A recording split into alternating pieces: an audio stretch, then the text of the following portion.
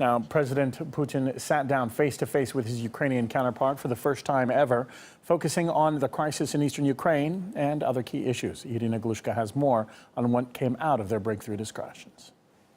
The talks lasted for several hours, for almost 2 hours, as a matter of fact, and they finished well after midnight. The conversation revolved around the situation in eastern Ukraine. Russian president said that they did not discuss the terms of the ceasefire. Of course, Russia, not being a party involved in the fighting in southeastern Ukraine, can only contribute to the creation of a feeling of trust between the conflicting parties. That, again, was also the words used by Russian president.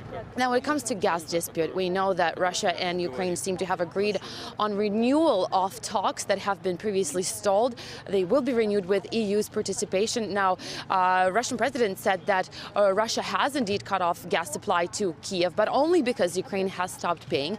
And of course, the situation could also involve European consumers, because there have been previous instances when gas that was being exported from Russia to Europe was siphoned off by Ukraine. Obviously, this is something that Russia wants to prevent from happening yet again. When we were waiting for this meeting to start, we were watching closely as the two presidents were arriving to the presidential palace. And the minute Russian president has set foot inside, you could see that he was a man feeling absolutely confident in what was about to happen. He was all smiles.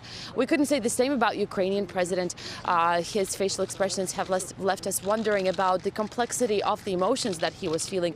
But then, of course, there was that very first handshake between the two presidents for the first time, kind of setting the tone of hope for the upcoming meeting. And it does seem that indeed perhaps we have seen some movement forward.